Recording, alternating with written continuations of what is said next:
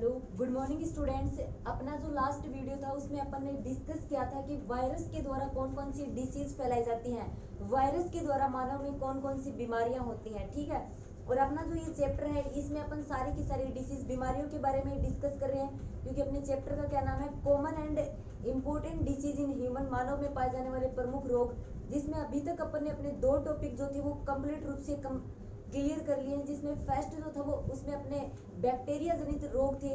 Second जो अपना topic था उसमें वायरस के द्वारा कौन कौन सी डिसीज फैलाई जाती है अपन ने ये पढ़ा था।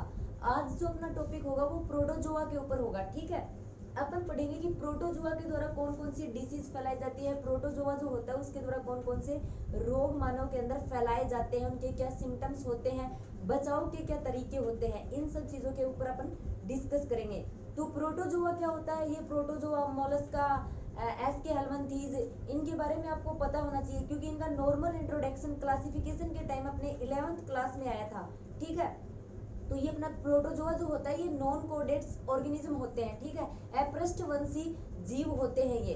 तो अब अपन सबसे पहले अपना चैप्टर कंटिन्यू करते हुए देखते हैं कि प्रोटोजोआ के द्वारा कौन सी डिसीज फैलाई जाती है। सबसे पहले जो डिसीज आती है वो है अमीबियासिस। ठीक है, अमीबियासिस के बारे में अपन डिस्कस करेंगे। और ये जो अमीबियासिस रोग होता है ये किसके द्वारा फैलाया जाता है, ये रोग प्रोटोजोआ के द्वारा फैलाया जाता है।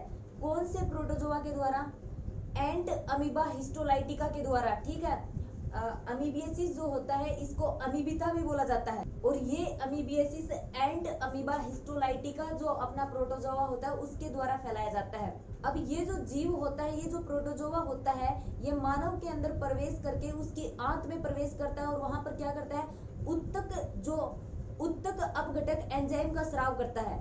ठीक है, और ये एंजाइम क्या करता है, ये कोशिकाओं का अपघटन करता है, जिससे क्या हो जाता है, जिससे उस संक्रमित स्थान पर छोटे छोटे छाले से बन जाते हैं। और ये जो छाले होते हैं, इन छालों में क्या होता है, इनमें श्लेष्मा पदार्थ भरा हुआ होता है, और ये फिर जो उभार आंत के अंदर बनते हैं, ये छाले से बनते हैं, ये फिर क्या करते हैं, आंत के अंदर श्लेष्मा का स्राव करते हैं। जो एक्सक्रिएशन जो पदार्थ होता है मल के द्वारा फिर वो बाहर आ जाता है, वो श्लेष्मा।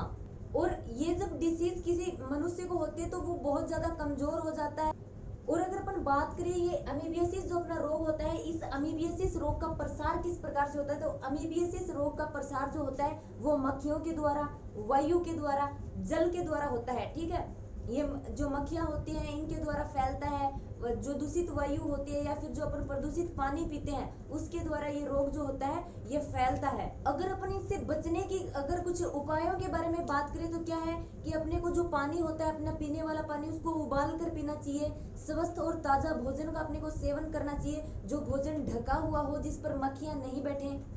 और इस रोग से बचने के लिए कुछ औषधियां, कुछ मेडिसिन भी, उन टेबलेट्स के बारे में, कुछ औषधियां, कुछ मेडिसिन भी अगर उनके बारे में अपन बात करें तो इस रोग के इलाज के लिए एमेटिन, फ्यूसेजेलिन औषधियां आती हैं, उन औषधियों का यूज करना चाहिए। ठीक है, ये तो हो गया अपनी फर्स्ट डिसीज जो प्रोटोजोआ के द्वारा फैलाई जाती थी। सेकंड डिसीज की अगर अपन बात करें तो सेकंड डिसीज कौन सी आती है, सेकंड आती है अतिसार, जिसको डायरिया भी बोला जाता है, या फिर इसको अपन प्रवाहिका भी बोलते हैं। अब ये जो डिसीज है ये कौन से डिसीज है, ये इन्फेक्शन डिसीज है। अपन अभी तक इन्फेक्शन डिसीज के बारे में डिस्कस कर रहे हैं, जो अपने संक्रामक रोग हैं अपन उन्हीं के बारे में पढ़ रहे हैं। लास्ट में पढ़ेंगे अपन जो अपनी नॉन इन्फेक्शन डिसीज है उनके बारे में। तो जैसा कि अपना संक्रामक रोग है, तो चाहे वो प्रोटोजोआ जनित हो, वो वायरस जनित हो, वो एस्केहेलमिन्थीज किसी भी प्रकार के जीव से फैलाया जाता हो, वो क्या होगा, एक स्वस्थ मनुष्य से दूसरे मनुष्य में फैलेगा। एक संक्रामक जो रोग होता है उसका एक प्रमुख लक्षण होता है संक्रमित व्यक्ति से स्वस्थ मनुष्य को वो फैलता है। जो ये सेकंड नंबर की जो ये डिसीज होती है जिसको अपन डायरिया, फिर अतिसार, प्रवाहिका बोलते हैं, ये किस प्रोटोजोआ के द्वारा फैलती है, जियार्डिया एक प्रोटोजोआ होता है, जियार्डिया प्रोटोजोआ होता है, वो रिस्पॉन्सिबल होता है इस डिसीज को फैलाने के लिए। और ये रोग भी बिल्कुल अमीबियासिस रोग की तरह है, कैसे प्रवेश करता है, दूषित भोजन के द्वारा, दूषित जल के द्वारा, जो मनुष्य होता है उसकी बॉडी में, उसके आंत में पहुंचता है। अगर इस रोग के लक्षणों की सिम्टम्स की अपन बात करें तो क्या होता है, जो रोगी व्यक्ति या फिर जो संक्रमित व्यक्ति होता है उसके पेट में बहुत ज्यादा दर्द होता है, उसके सिर में दर्द और बेचैनी सी अनुभव होती है उसको। अगर रोग के इलाज की अपन बात करें तो इसके लिए केमोइन, एटेब्रिन, क्लोरोक्विनीन कुछ औषधियां आती हैं, इन औषधियों का यूज करना चाहिए। अगर इसके बाद में नेक्स्ट अपन डिसीज की बात करें तो स्टूडेंट नेक्स्ट अपनी डिसीज आती है जो प्रोटोजोआ के द्वारा फैलाई जाती है, ट्रिपेनोसोमियासिस, ठीक है। ट्रिपेनोसोमियासिस भी किसके द्वारा फैलाई जाती है? प्रोटोजोआ के द्वारा फैलाई जाती है। और कौन से प्रोटोजोआ के द्वारा? ट्रिपनोसोमा गोम्बियस, इसको निंद्रा रोग भी बोला जाता है। और ये जो प्रोटोजोआ होता है, ये प्रोटोजोआ मानव के लसिका तंत्र में पहुंचकर वहां पर विषैले पदार्थ का स्राव करता है, जिससे क्या होता है, जिससे अपना लसिका सिस्टम जो होता है, लसिका तंत्र जो होता है, उसमें सूजन आ जाती है। और अपना जो ये प्रोटोजोआ होता है ट्रिपनोसोमा, ये लसिका तंत्र से फिर मस्तिष्क के परम मस्तिष्क दर्भ में पहुंचकर अपने मस्तिष्क को, अपने ब्रेन को क्षति पहुंचाता है, अपने ब्रेन को नुकसान पहुंचाता है। लक्षण की अगर अपन बात करें, सिम्टम्स की अगर अपन बात करें, तो जैसे कि इसके नाम से स्पष्ट हो रहा है, ट्रिपनोसोमा जो होता है इसको अपन क्या बोलते हैं? निद्रा रोग बोलते हैं। तो जब भी मतलब किसी व्यक्ति को इस प्रकार का रोग होता है तो उसको वो निद्रा अवस्था में रहता है, उसको नींद बहुत आती है। अगर अपन रोग के उपचार के ट्रीटमेंट की बात करें तो प्रेमाकोइन जो औषधि आती है उसका यूज करना चाहिए। नेक्स्ट और इम्पोर्टेंट जो अपनी डिसीज आती है, अब वो आती है मलेरिया। और मलेरिया किसके द्वारा होती है ये आप जानते भी होंगे। प्लाज्मोडियम प्रोटोजोआ जो होती है उसकी विभिन्न जातियों के द्वारा मलेरिया डिसीज फैलाई जाती है। अगर अपन उन प्लाज्मोडियम की जातियों की अगर बात करें तो सबसे खतरनाक जो जाति आती है वो आती है प्लाज्मोडियम फैल्सीपेरम, ठीक है। ये सर्वाधिक हानिकारक होती है प्लाज्मोडियम फैल्सीपेरम। सेकंड अगर अपन बात करें प्लाज्मोडियम वाइवेक्स, ये जो होती है ये सामान्य प्रकार की होती है। नेक्स्ट होती है प्लाज्मोडियम मलेरियाई और फोर्थ होती है प्लाज्मोडियल ओवल। और मलेरिया का जो ये इन्फेक्शन होता है, ये संक्रमण होता है, ये किस वजह से होता है? मादा एनोफिलीज मच्छर के काटने से होता है। अगर अपन यहाँ पर प्लाज्मोडियम के जीवन चक्र की बात करें तो प्लाज्मोडियम जो होता है ये द्विप्रपोषी होता है। द्विप्रपोषी का मतलब ये होता है कि ये दो प्रपोषियों में अपना जीवन जो होता है वो जीवन चक्र कंप्लीट करता है। इसका फर्स्ट प्रपोषी जो होता है वो मनुष्य होता है और मनुष्य के अंदर ये अपना अलैंगिक जनन चक्र जो होता है वो पूरा करता है। और जो मादा एनोफिलीज मच्छर होती है ना, वो मादा एनोफिलीज मच्छर इसका द्वितीयक प्रपोषी होता है जिसमें ये अपना लैंगिक चक्र कंप्लीट करता है। अब मनुष्य में अपन इसकी संक्रामक अवस्था की अगर बात करें, प्लाज्मोडियल स्पोरोजोइड जब मादा एनोफिलीज मनुष्य को काटती है, ठीक है, क्योंकि यहाँ पर अपन पढ़ चुके हैं मादा एनोफिलीज के द्वारा संक्रमण फैलता है, तो वो मादा एनोफिलीज जो मनुष्य को काटती है तब स्पोरोजोइड अवस्था के रूप में क्या होता है, जो प्लाज्मोडियम होता है वो प्लाज्मोडियम अपने शरीर में प्रवेश कर जाता है। यहाँ पर अपन जो स्पोरोजोइड की बात कर रहे हैं, ये स्पोरोजोइड जो होता है ये मच्छर की संक्रमण अवस्था होती है, सॉरी प्लाज्मोडियम की संक्रमण अवस्था होती है।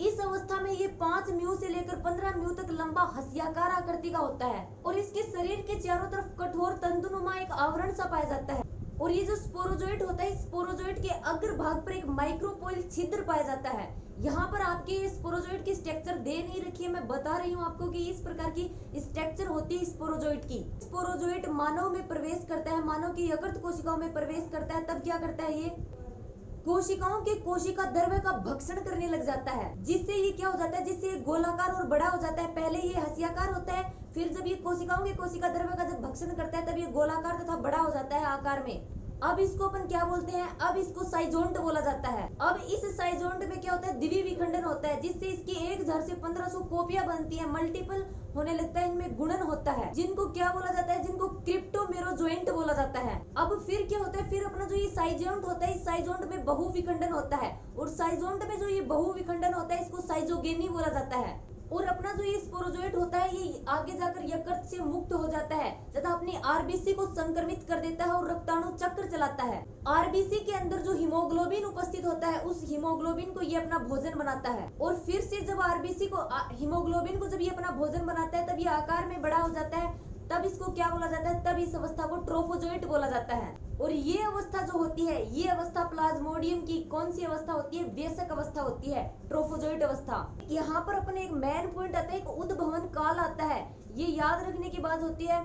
बुक में पता नहीं दे रखा है या फिर नहीं दे रखा है, जब स्पोरोजोइट अवस्था का संक्रमण होता है, स्पोरोजोइट के संक्रमण से लेकर मलेरिया रोग के लक्षण प्रकट होने तक के बीच का जो समय होता है ना, वो बीच का समय उद्भवन काल कहलाता है। अगर अपन ये मलेरिया रोग होता है, इसके सिम्टम्स की बात करें तो क्या होता है, रोगी व्यक्ति या फिर संक्रमित व्यक्ति को बहुत ज्यादा ठंड लगती है, उसको कपकपी सी होती है, बुखार आता है, अत्यधिक उसको पसीना आने लगता है। अगर बचने के अपन बात करें तो बचाव का यही तरीका होता है कि पानी को उबाल कर पीना चाहिए, स्वस्थ एवं ताजा भोजन का प्रयोग करना चाहिए, फल एवं सब्जियां जो होती हैं उनको अच्छे से धोकर पकाना चाहिए, घरों के आसपास जो गंदा जल इकट्ठा हो जाता है उसके निकास की उचित व्यवस्था होनी चाहिए।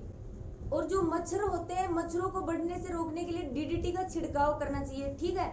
ये तो थे इसके बचाव के तरीके। नेक्स्ट डिसीज पर अपन बात करते हैं। नेक्स्ट डिसीज है अपनी लेशमेनियासिस। और लेशमेनियासिस जो होता है वो लेशमेनिया प्रोटोजोआ की विभिन्न जातियों के द्वारा फैलाया जाता है। और ये जो रोग, अगर इस रोग की अपन बात करें तो अपने इस रोग में कौन सा भाग ज्यादा प्रभावित होता है? अपनी गर्दनी बहुत ज्यादा प्रभावित होती है, मुख का पार्ट प्रभावित होता है। एक इसी प्रकार एक अलग रोग और होता है ट्राइकोमोनासिस। ट्राइकोमोनासिस जो होता है ये ट्राइकोमोनास द्वारा फैलाया जाता है। और ये जो ट्राइकोमोनासिस फैलाया जाता है ट्राइकोमोनास द्वारा, इसके अगर अपन सामान्य जाति की अपन बात करें तो सामान्य जाति कौन सी होती है? Trichomonas vaginalis. ट्राइकोमोनास वेजाइनेलिस जो होती है वो ट्राइकोमोनास की सबसे सामान्य प्रकार की जाति होती है। और ये जो प्रोटोजोआ होता है, ये जो फीमेल होती है उनके वेजाइना में वेजाइनेटिस जो डिसीज होती है उसका प्रसार करता है। अगर लास्ट डिसीज की अपन बात करें प्रोटोजोआ जनित लास्ट डिसीज कौन सी है? टॉक्सिप्लाज्मोसिस। और ये जो अपनी डिसीज होती है ये डिसीज टॉक्सोप्लाज्मा गोडियाई जो अपना प्रोटोजोआ होता है उसके द्वारा फैलती है। और ये जो परजीवी होता है ये परजीवी मनुष्य के जालिका केंद्रीय तंत्रिका तंत्र जो होते हैं वहां पर पाया जाता है परजीवी के रूप में। ठीक है, तो ये तो हो गई अपने प्रोटोजोआ जनित सामान्य रोग। नेक्स्ट जो अपना टॉपिक होगा, नेक्स्ट जो अपना वीडियो होगा उसमें अपन डिस्कस करेंगे कि जो हेलमिंथेस होते हैं उन हेलमिंथेस के द्वारा कौन कौन सी इन्फेक्शन डिसीज फैलाई जाती हैं।